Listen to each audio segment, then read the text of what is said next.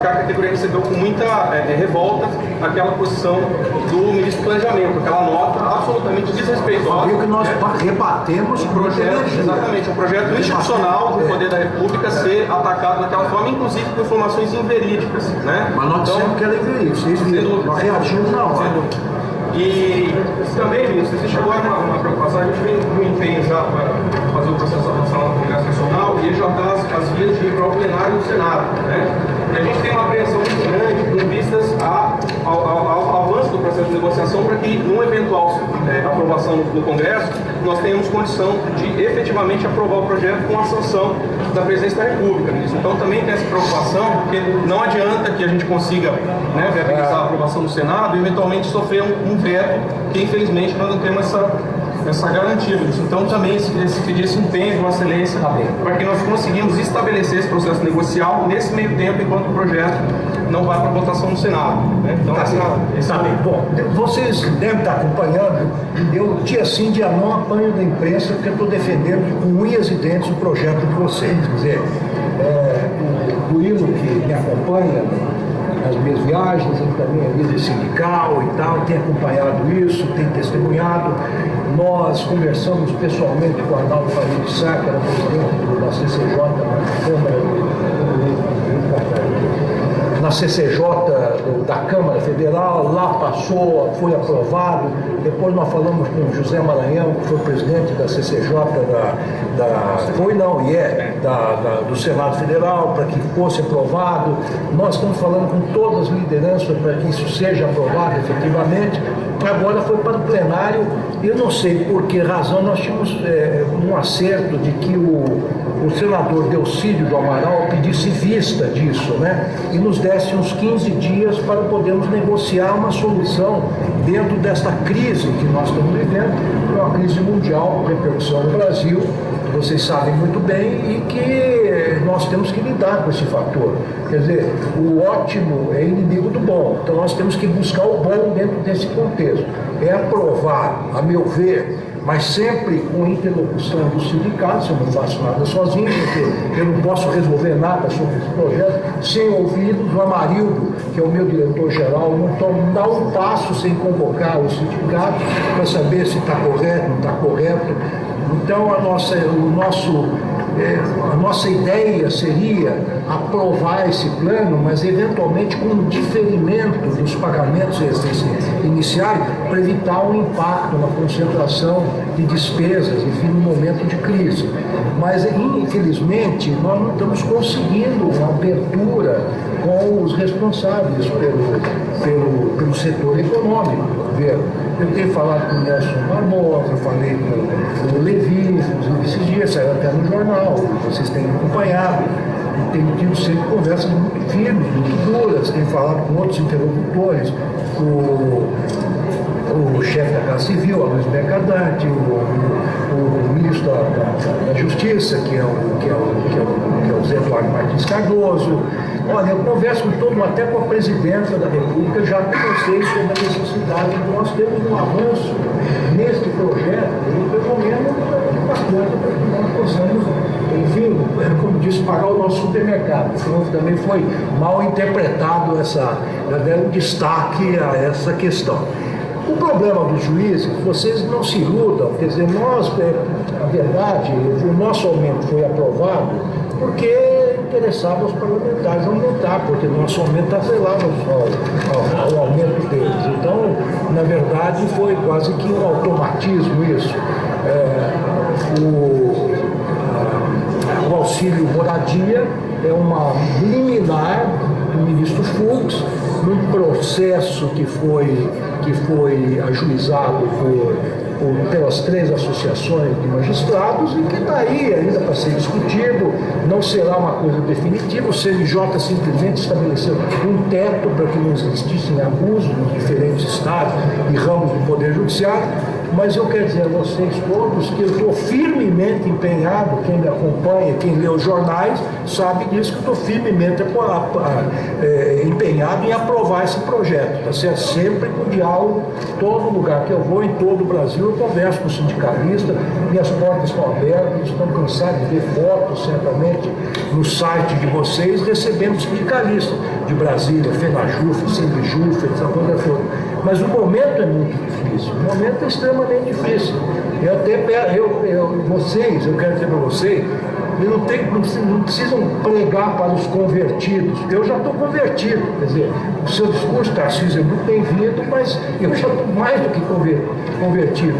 Não há um dia que eu não dou um telefonema, etc, etc. Agora, eu estou preocupado, realmente, e não sei por que, se for de vocês, ou quais as forças políticas que fizeram com que, ao invés de nós termos um tempo para discutir essa matéria, de verificar como é que nós podemos superar eventuais impasses, e já está indo direto para o plenário com um pedido de urgência de votação. Quer dizer, aí realmente nós perdemos o controle. Se for para lá e for aprovado, a possibilidade de um veto é grande, concorda comigo? Pois é, ministro. Na verdade, sim, a nossa representação não tomou parte nesse requerimento de urgência. A nossa preocupação é justamente levar o projeto, né, para evitar sobressaltos, né, para que nesse meio tempo comece o processo negocial para uma votação efetiva em plenário. Né? Então, nesse momento, diante das circunstâncias, parece que foi aprovado, inclusive, pelo plenário da comissão, da CCJ, né, o requerimento de urgência ao plenário. Então, a nossa preocupação é que Vossa Excelência se empenhe para conseguir a negociação tanto com a presidência do Senado, no caso agora do senador Renan Calheiros, que é quem vai se responsabilizar por pautar o projeto ou não, né? E que a gente intensifique o esforço, ministro, mesmo sabendo que Vossa Excelência já conhece bem esse roteiro, mas intensificar o contato para que o governo federal abra um espaço de negociação. Né? Essa que é a grande preocupação, porque, como eu disse no início, a inquietação da categoria é muito grande, porque a gente vê um monte de boatos, informações da imprensa, né, desencontradas. Nós sabemos que também tem um ataque da imprensa, de fato, isso é fato, né? A imprensa não tem sido, inclusive, honesta, né, nos números, nos dados, isso nos deixa bastante indignados. A gente tem buscado responder, mas, infelizmente, o nosso poder de comunicação não é o mesmo dos grandes órgãos de comunicação. Você tem uma ideia, Tarcísio? Hoje eu fui dar uma aula na faculdade, na USP, das 8 às 9. Poxa, eu dando aula sobre um assunto nada a ver, um aluno levanta o braço, mas que absurdo esse negócio do aumento do servidor, como é que pode e tal. Eu falei, meu filho, isso aí não é um aumento do servidor. Primeiro, nós temos que falar. Segundo lugar, é um plano de cargos e salários, que é uma forma de melhorar a gestão interna do Poder Judiciário. Mas realmente há uma desinformação muito grande. Nós temos que lutar contra a crise econômica, a má vontade do governo e a desinformação do público em geral. Quer dizer, nós não estamos sendo bem compreendidos. A nossa mensagem, nós desde 2009, nós não temos um reajuste, na verdade. Quer dizer, houve outras categorias que tiveram reajuste. Vocês viram uma nota da própria Advocacia Geral da União? Fiquei estupefacto com aquilo. Nós nunca falamos que nós temos que os nossos analistas ou técnicos têm que estar equiparados ao advogado-geral da União. Mas nós realmente estamos lutando, inclusive, quando houve a nota técnica do ministro do Planejamento, imediatamente eu convoquei o Amarildo, que é o diretor-geral, para entrar com uma contra-nota bastante incisiva. Vocês viram isso? Mostrando ponto a ponto onde estavam os erros técnicos daqui.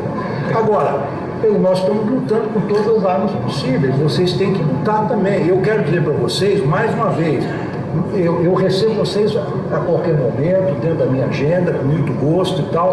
Agora, pressão em cima de mim, não há necessidade. Vocês estão pregando para um convertido, mais do que convertido, um adepto da causa brasileira. Vocês têm que pressionar realmente de lado e lado, tá certo? Tem que pressionar o planejamento, tem que pressionar a fazenda, tem que pressionar quem de direito. Nós estamos lutando agora por questão da estratégia. Eu não sei como é que saiu esse negócio do regime de urgência da votação. Quem é que pediu um troço desse aí? Isso aí dá uma atropelada, entendeu? Nós queremos ter um fôlego de uns 15 dias, 20 dias, 30 dias, para podermos ver. Porque nós não podemos imaginar agora que aquele plano que foi concebido, acho que durante a gestão do Peluso, porque esse é um negócio que está tramitando há muito tempo. Desde de uma mente. Então, vejam vocês, isso então faz o quê? Quantos anos? 2009. Quer dizer, são 6 anos já. 6 anos que está sendo discutido e tal, e foi muito discutido também pelos setores técnicos, que chegou à conclusão que era isso importante e tal. Aí houve um momento, desculpe, eu já ouvi a palavra, em que vocês se dividiram, cansei de falar isso. Aí o pessoal mais novo queria subsídios, mais velho que não ficaram, não sei como se vocês já se acertaram. Agora já tem uma Bom, agora tem uma outra tese de tribunais que já querem planos de cada salários próprios deles, vai enfraquecer o movimento, vocês têm que conversar também. Então é isso, diga aí, você é o José Luiz. Exatamente. Em primeiro lugar, a categoria agradece a aberturas, mas a categoria não concorda a desculpa da crise. Porque como a Sua Excelência frisou muito bem, o projeto de lei foi protocolado em 2009 e o governo tem rejeitado em 2010. Foi o melhor crescimento econômico na era do governo Lula e lá foi negado. De lá para cá vem sendo negado. Então a questão é política. A questão deve ser discutida no âmbito mais econômico, que salário, despesa, que eu não chamo nem de despesa, investimento para dentro da economia, recursos para salário, da base de estruturação para a base econômica, como salário, é viável sim. E eles, eles lá vêem como um câncer, uma coisa cancerígena, a despesa, que não é despesa. Tanto é que os estocados na economia, o povo sem renda, o trabalhador sem renda. E então tem que fazer uma discussão na visão econômica mais profunda, que é benefício aquecer o salário através da renda. Não aceitamos essa desculpa de crise, volta a dizer que em 2010 foi o melhor crescimento e lá foi negado. E vem negado em 2011, 2012, sucessivamente. E há um agravante que é o seguinte, viu, Zé Luiz, que nós estamos perdendo funcionários. O cara faz concurso, entra, fica um pouco, nós treinamos, depois ele vai para o legislativo, vai para o executivo, vai para outros órgãos e tudo mais. A meu ver também, o Supremo falhou como órgão independente, principalmente quando tinha condições, recursos, e a crise não estava lastrada. Eu não era presidente. Pois é, mas falhou no passado. Falhou. Não, mas isso é relativo, porque é um poder independente, mas não tem o poder da caneta. Então muda a Constituição dizendo que não é. Só um breve texto. Existe uma preocupação grande, inclusive com relação à questão do tempo também, ministro, porque Vossa Excelência também sabe muito bem, o governo encaminhou o projeto da LDO do ano que vem, prevendo lá uma espécie de um teto para folha de pagamento, uniformizando todos os poderes, o que mais uma vez violaria. O que mais uma vez violaria a autonomia do Nós estamos atentos a isso. Então, ministro, existe não, sem dúvida. Mas existe essa orientação, né? E por fim, ministro, existe, por conta dessa situação, desse contexto, que o governo tem se colocado como um obstáculo concreto, não o judiciário, mas especialmente o governo, existe uma discussão na categoria de um calendário de greve, né? A gente tem discutido sobre a importância de fazer avançar o processo negocial, mas a depender das circunstâncias, a categoria está se mobilizando, se organizando, e nós queremos somar forças com a culpa do judiciário para poder fazer avançar o processo negocial. Nós precisamos ter repercussão, né? O instrumento que os servidores têm muitas vezes para conseguir repercutir uma causa é ir para a rua e fazer um movimento, né? Que consiga dialogar com a imprensa, com a sociedade, com o governo. Então, no momento de crise, a presidente Dilma elevou o fundo partidário de 200 milhões para 900 milhões. É inadmissível e não aceitamos essa. Mas vocês têm que falar. Deixa eu só dizer uma coisa para vocês. A greve é um direito constitucional. Mas eu vou dizer para vocês com muita franqueza o que eu disse quando eu era presidente do TSE. Eu estava falando de eleições 2010. Quiserem fazer greve, fácil, mas eu preciso manter os serviços essenciais, alguns serviços essenciais. A amizade é a mesma, o companheirismo na luta é o mesmo e tal. Vocês vão fazer greve, eu tenho que tomar algumas medidas também, mas isso não impede o nosso diálogo e o nosso relacionamento, tá certo? Inclusive porque todos os dias nós tocamos tentando dar a melhor contribuição nisso. Abraço. Tchau. Tchau. Até logo, gente. Obrigado.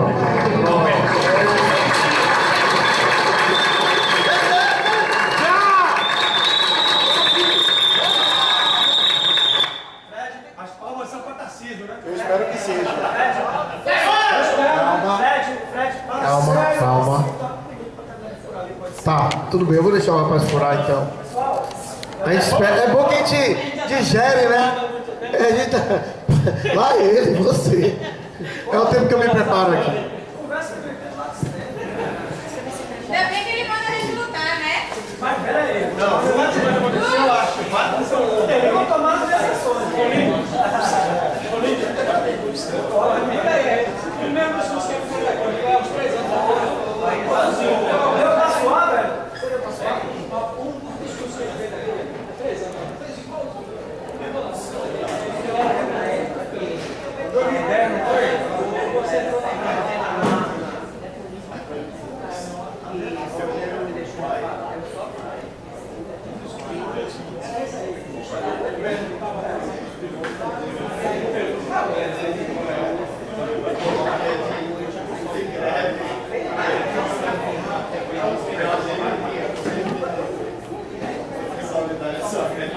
Gente, enquanto vocês digerem essas informações, a gente não concluiu não, mas assim, como os trabalhadores ali que não estão em greve, eles precisam, me pediram, inclusive com a educação, para furar, vamos só dar uma... É o tempo da gente se acostumar com o que a gente ouviu, né? Refletir. Então, diga pra eles que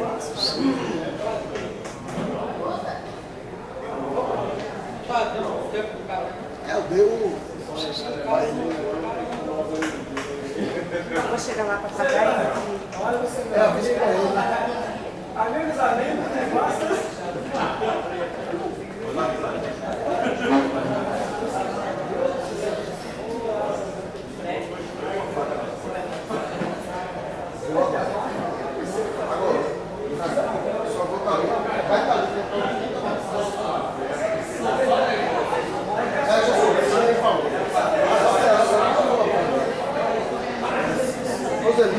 Toma as decisões.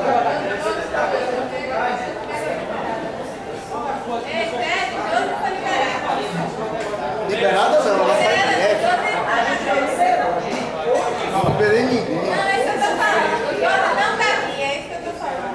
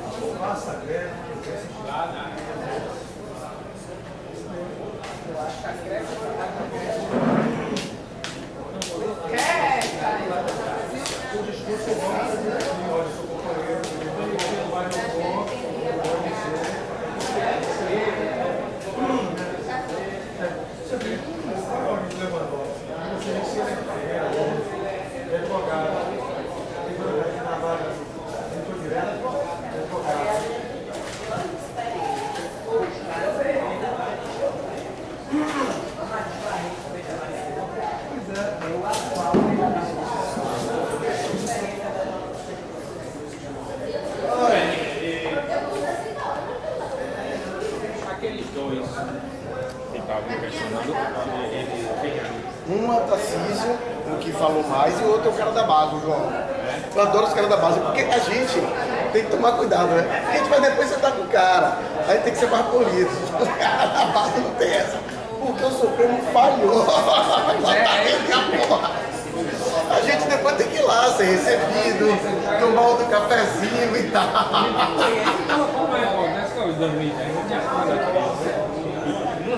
Adoro quando isso acontece. E a gente, isso é muito fácil, fica desesperado. Meu Deus, hoje pra mim a porra do ministro aqui, velho. Tarcísio é aquele que foi atacado por uma burra e tal. Esse doce de pessoa. Os caras disseram que Tarcísio invadiu, que não foi chamado. É essa pessoa polida, delicada. Ela é fina, extremamente fina. Mas extremamente, pensa num cara político. Qual é o sindicato? São Paulo. Sim, disse que você sabe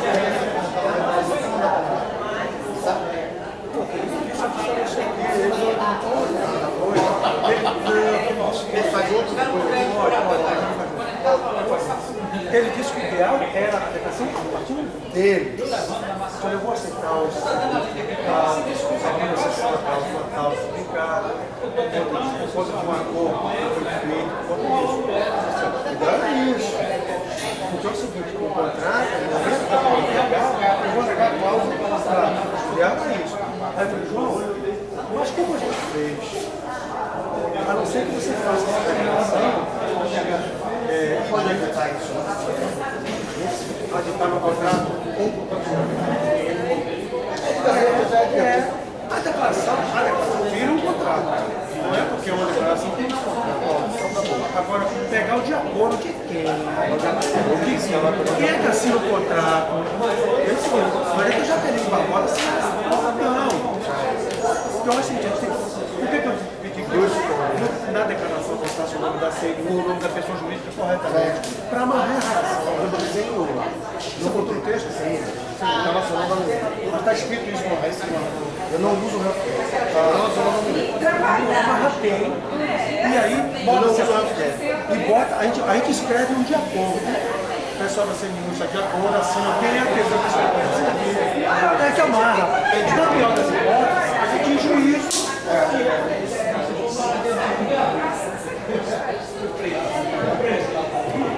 Gente, ó, não começou a furação, eu vou começar. Quando eles começarem, a gente para, tá? Certo, gente? Vamos aqui? Vamos voltar para nossa... Ó, primeiro dizer o seguinte, eu queria fazer uns 2 ou 3 comentários em cima da fala do Lewandowski, tá? O companheiro. Me chamou a atenção, primeiro quando ele disse que nós estamos desde 2009 nesse aumento. Ele esqueceu que ele teve aumento. Nós é muita gente, cara, pálida. Tá? Nós, você não. Né? Não esqueça disso. Depois, quando ele afirma o seguinte, olha, não passou, ele tinha declarado ano passado, é bom a gente ter isso bem claro, que era mais importante o aumento dos servidores passado que dos magistrados. Nós dissemos isso aqui, olha, não dá para confiar. Confiança zero. Né? Aí depois ele diz o seguinte, olha, não, só passou porque eles tinham interesse. Ora, se eles tinham interesse, era o momento de você ter como negociar, né? Mas quem aqui acreditou que ele ia comprar a briga com os juízes, de tirar o projeto dos juízes, se não caminhasse junto? Eu não acreditei. Né? Gente, tem coisas que não precisa ser... não, é porque os caras... Não, é só olhar a realidade. Né? Lewandowski é o cara dos 15% quando era presidente do TSE. Então, é isso aí. Depois, outra coisa que chama atenção na fala dele é que ele diz, ele faz parte do jogo do empurra. A gente tem dito, os caras trabalham juntos. Quando a gente vai pro Sérgio Mendonça, o Sérgio Mendonça não queria, no fórum dos SPFs, receber a Venajuf. Quer dizer assim, eu não tenho como negociar nada com vocês. Vocês são do judiciário, vocês têm que conversar lá do outro lado da praça. Aí quando você vai para o Lewandowski diz assim, eu estou convertido, eu sou um adepto da religião de vocês. Agora, não adianta me pressionar, vá para o outro lado da praça. Aí você volta para o outro lado da praça e você fica nisso, né? Indo e vindo. Quando a gente diz, olha, é de conjunto. E ele assume, é engraçado porque ele assume o seguinte, a gente é um poder independente, mas a gente não tem a chave do corpo. Ele diz explicitamente isso. Explicitamente, isso é relativo. Ele relativiza a independência do judiciário. Ele relativiza a independência do judiciário em relação aos servidores. Isso tem que estar claro, tá? Uma outra coisa que chama atenção para mim na fala dele é quando ele diz assim, é preciso que vocês lutem. Mas eu vou descer a madeira em vocês se vocês lutarem demais. Tá? Vamos com calma aí. E ele diz assim, vocês também se dividem. E todas as vezes que a gente diz aqui, gente, vamos lá, a gente pode ter 1000 divergências internas, mas para fora a gente tem que ser um só. Né? E ano passado a gente teve o nosso sindicato, o Sindicato Bahia, fazendo reunião com pauta própria para o STF. Aí isso aí quebra as pernas da gente. Sim, internamente a gente pode quebrar o pau, tá? Isso aí unificado para fora. Porque, bicho, já tá difícil. Tá difícil unificado. Né? Dividido. Pelo amor de Deus. Internamente ninguém tá pedindo que as pessoas aceitem determinação. Não, a gente quebra o pau aqui dentro. Mas não faz isso para fora, não. Enquanto não tiver nada definido internamente, tá? É uma cara só, não dá para passar por cima da federação, não dá para passar por cima dos sindicatos, não é assim que funciona. Nós tivemos a experiência com o movimento para subsídio e hoje o Lewandowski esfrega lá na cara da gente, né? Como se isso não era, mas como se isso fosse a grande resposta em relação aos nossos problemas, né? Tem vínculo? Tem, faltou unidade para a luta, mas o resto é desculpa dele, tá? Então era essas os toques que eu queria dar. Eu vou colocar aqui, uma coisa eu vou começar a dizer o seguinte, gente, eu acho que não tem problema nenhum o juiz ganhar bem, tá? Mas nenhum mesmo, nenhum, pelo contrário, a gente até pode fazer um debate de outro, que é um debate de fundo ético, né? Se dentro da realidade do Brasil, que as pessoas ganham como média salarial R$2.000, uma pessoa que vai julgar vidas pode se distanciar tanto das vidas, você se distancia das vidas. Você sai do mundo real. Aí é outra questão. Mas assim, eu não vejo problema nenhum. Até porque nem o ministro do Supremo, ganhando os jetões por reunião, etc, tem um salário que seja próximo dos grandes tubarões, vamos colocar assim, aqui no Brasil, né? Por mais que um cara desse, e eu não vou num tubarão nem muito grande, é complicado você imaginar um juiz que ganha muito acima da população brasileira ter um jatinho, né? Nem que seja para sofrer acidente com a família, como aconteceu agora com o Luciano Huck. É difícil imaginar isso. Então é muito distante. Eu não vejo problema nenhum. Diferente das notas que saíram aí das outras categorias atacando o nosso reajuste, que o juiz ganhe bem, não. Acho que eles têm que ganhar bem também. Esse aqui é o ponto. Esse aqui é o ponto. Eu tenho certeza que não sei quanto é o salário do Bonner, mas tenho certeza que ele ganha muito mais dinheiro para atacar a gente do que qualquer magistrado ganha no Brasil. Isso eu não tenho a menor dúvida. E eu também estou falando aqui da farinha da Milsalha, né? Da rede média. Não estou falando aqui da família Marinho, não estou falando aqui de quem realmente ganha dinheiro no Brasil, tá? Não são desses caras que a gente está falando ainda. Mas assim, por que a gente vai apresentar isso aqui então? A gente vai apresentar isso aqui porque... Não, mas é porque eu vou precisar passar aqui. Então você passa. É isso aqui, ó. Tá? Não está completo. Eu peço desculpa, gente. Eu não tive condições de completar, mas só para dar uma noção do que está vindo por aí, tá? O Lewandowski, mesmo nesse cenário de crise, falando em aumento diferido, começando falando em 15 dias, depois de 15 dias ele fala que precisava de um tempo de 15, né? 30 dias, 2 meses para negociar. Então ele fala assim, uma negociação que não vai terminar nunca. Na verdade, tem um dirigente que ele tem uma avaliação de que eles estão testando qual é o limite da categoria, né? Enquanto a gente aceitando, eles vão, né? Vamos empurrando, vamos vendo, joga para o ano que vem, depois joga para outro ano, rebaixa o plano, vamos ver qual é o limite da categoria, quando é que ela chega de fato. Mesmo com tudo isso, o STF, na verdade desde o Barbosa, que eles estavam preparando a atualização da LOMAN, a Lei Orgânica da Magistratura, que é uma lei antiga, precisa de fato de uma atualização. Mas aí nós tiramos aqui algo que a gente precisa estar atento. Não sei se para combater, isso é um debate que a gente tem que fazer, né? Que é um debate muito mais de fundo ético, é o que eu disse, né? Mas assim, salta aos olhos algumas coisas. Então a gente vai mostrar aqui o que é que a nova LOMAN desenha. Em Minas Gerais tem mais coisas, só um aperitivozinho. Depois eu me comprometo em apresentar ela direitinho, com todos os tópicos, etc. O que é que a nova LOMAN está vindo aí? Se ela fosse implementada hoje, como é que seria o processo? Alguém passa para mim, por favor? Então, vamos lá. Primeiro é o seguinte, aqui tudo tá o que dito, mas isso aqui vem da Constituição Federal, fala sobre remuneração e subsídios aos ocupantes de cargos, funções de empregos públicos, etc. E aí eles limitam ao ministro do STF. Hoje, esse seria o contra-cheque de um juiz de primeira instância. Tá? Depois do ano passado, quando eles tiveram aumento, nós não tivemos, esse seria o salário inicial. Eu acho assim, é razoável, eu estaria feliz, né? Mas ainda assim a gente viu que para esse salário eu preciso de um auxílio moradia de R$4.000. E eu não sei se vocês notaram na fala do Lewandowski, mas a gente tem que agradecer a ele pelo auxílio moradia de R$4.000, 4.000 alguma coisa. Porque quando ele disse assim, não, o Fux fez e o CNJ, tá?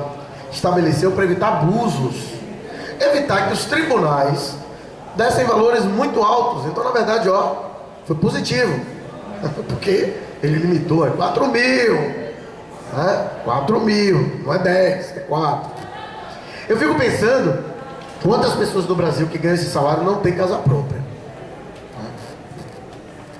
Eu fico pensando. Casa. Mas seria isso. Mas vamos lá, tá pouco. Então, como o Lewandowski fez questão de dizer, a questão, por exemplo, do auxílio moradia é algo que é precário. É precário, mas é precário porque é uma liminar do Fux, pode cair a qualquer momento. Então o Lewandowski se preocupou, ele e o Fux, inclusive, a dar uma mexida nessa proposta aqui, que eles querem mandar esse ano ainda para Loma. E aí vamos lá, Albinha, por favor.